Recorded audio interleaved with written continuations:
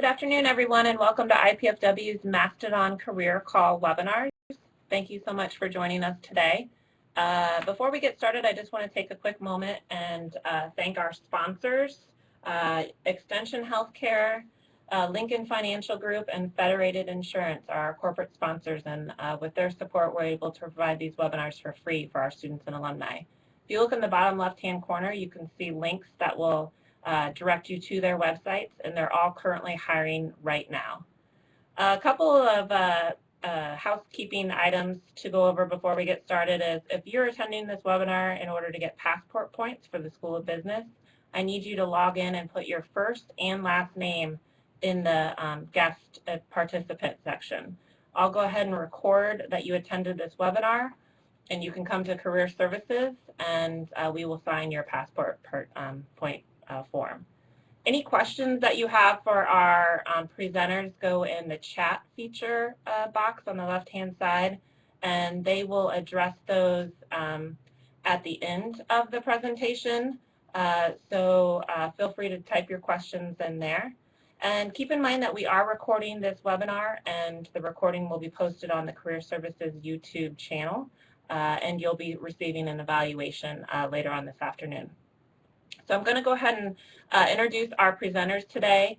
Eric Wagenfeld is the Assistant Dean of Students here at IPFW, and Julie Schrader is our Accommodations Specialist. And they're here today to talk to us a little bit about to disclose or not to disclose in terms of the job market and searching if you are a student with disability. So I'll go ahead and turn it over to Eric and Julie. Well, good morning or good afternoon, everybody. I appreciate everybody taking the time out to come and discuss this issue with us. It's a question that over the years I've had just innumerable questions from students about, and so when I was approached to do it, I thought it was a great thing because it's certainly a topic that many people are very interested in. I am going to start out and we'll be going through the first section, and then Julie will be handling the second section. Certainly encourage people to ask questions, type questions. As Ashley mentioned, I will address them at the end. So we'll get started, and the topic today, of course, is to disclose or not to disclose. And we will.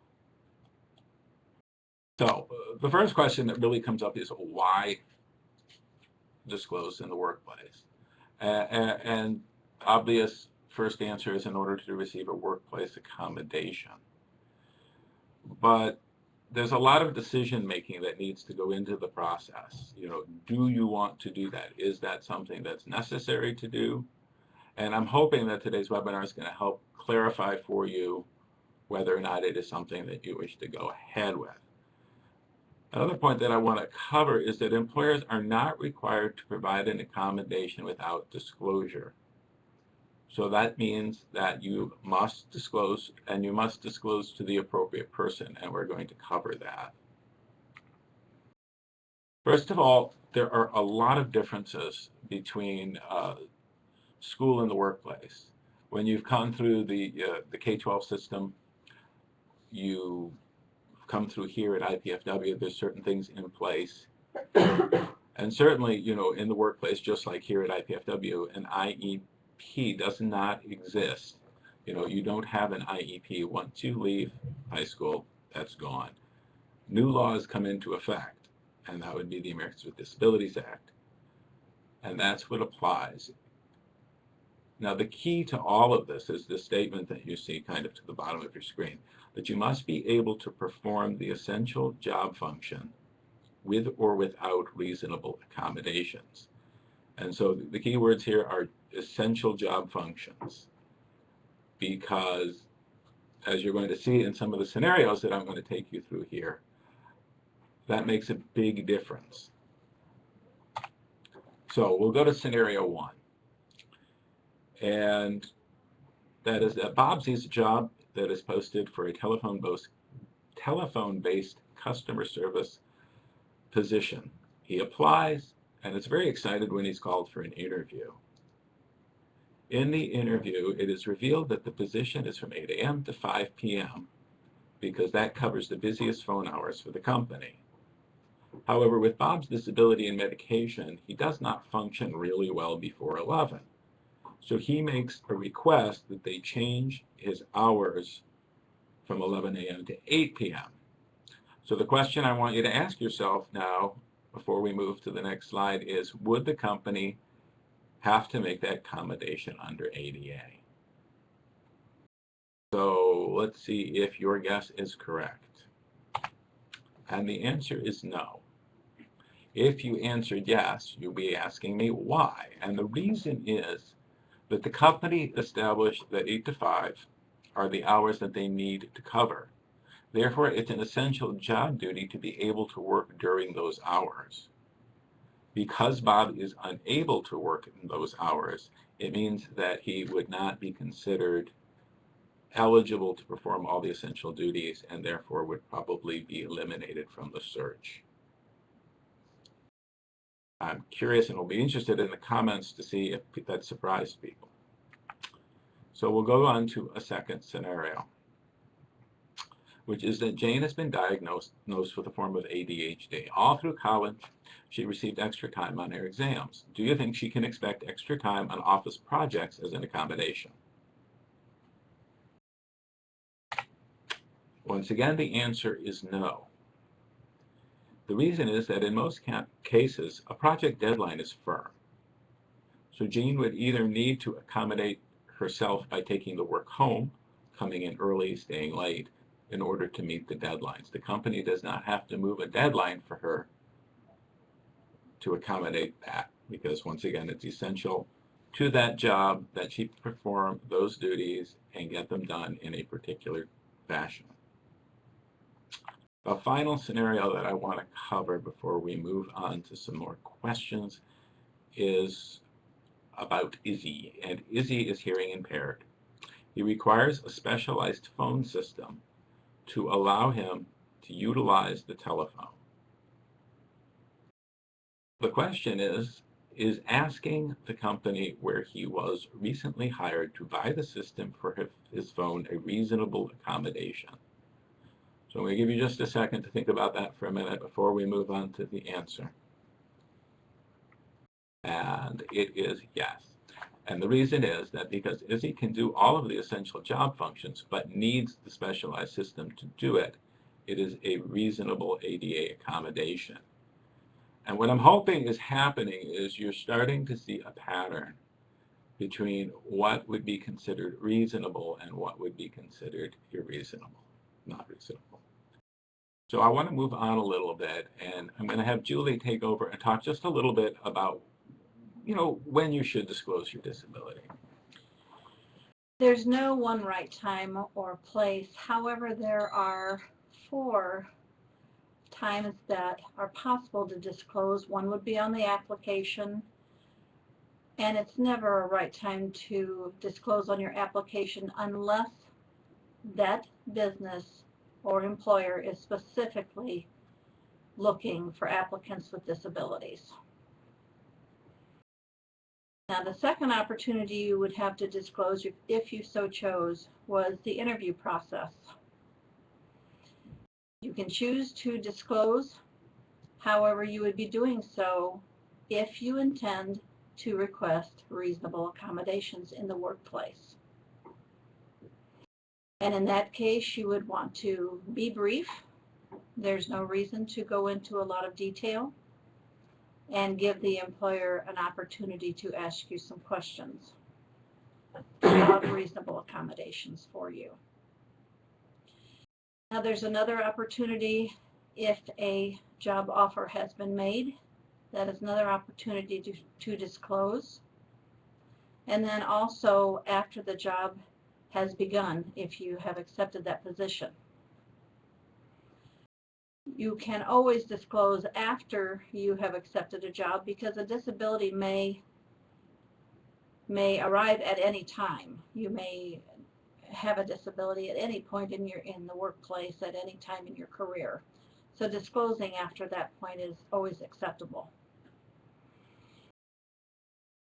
I want to follow up on that point, because one of the things that I have over the years advised students to do is don't be in a huge hurry. Now for some students, who have silent disabilities, it's a little easier not to be in a big hurry to disclose your disability, because at any time in the process, you can disclose, and you can disclose after you're hired. So my advice has always been that last point of focusing on your abilities, get the job, don't focus on your disability.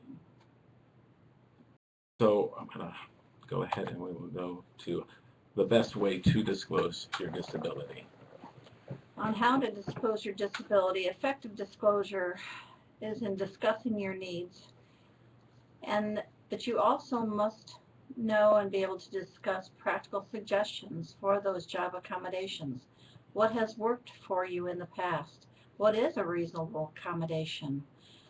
Be knowledgeable about your disability and be comfortable in discussing what accommodations may have worked for you in the past.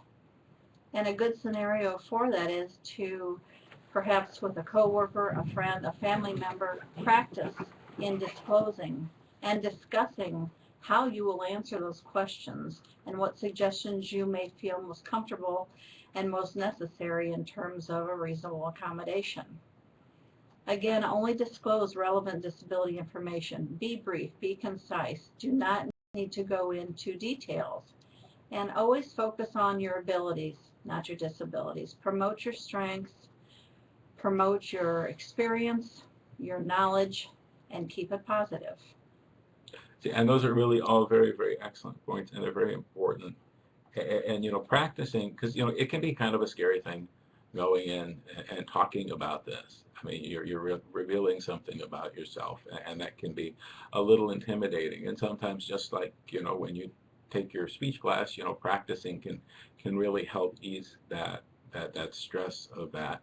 And depending on where the workplace is, there's going to be a different person that you would do that for. And certainly in a major corporation, you're going to be talking to someone in their HR department. In a smaller business, it may be your direct supervisor. But it's really important before you do that, to determine who is the person to talk to. So what did you disclose about your disability? Well, as I mentioned previously, general information about your disability. Be brief. Don't go into a lot of detail. It's simply not necessary. Why you're disclosing your disability? You're disclosing, again, to receive reasonable accommodations in the workplace. And how your disability affects your ability to perform key tasks. Be able to, in that discussion with the potential employer, talk about what has worked for you in the past. Have you needed a magnifier on your monitor of your computer? Do you need a large print keyboard? Would you need an accessible, your office set up in a more accessible way if it is not working for you? These are all things that can be discussed openly, and they're all reasonable accommodations as well. Thank you. So now I really do. I want to turn it over to questions. What we've covered so far this afternoon really are kind of the real basics of, who, what, why, when, all of that. And I think it's important. But of course, for every individual, it's going to be an individual decision. Is it something that you wish to disclose? And if so, then of course what the process is. So what I would really encourage is for people to ask some questions, and we would certainly be happy to field any questions. I'm not seeing any questions coming across. So what I'm going to do is move on, and what I will tell you is that we are absolutely happy to talk further at any time. Most students know certainly where SSD is located. We're in Wald Union, Suite 113. If you have other questions, or if this spurs questions for you, feel free to make an appointment with us. We'd be more than happy to discuss your individual case. Certainly, We're always happy to work with Career Services, and they are also a wonderful resource. As I don't see any questions coming through, I certainly want to thank people for taking the time to speak with us or listen to what we had to say. We hope that it's been helpful information for you. And I would also, once again, like to thank the sponsors that Ashley mentioned. We very much appreciate their support.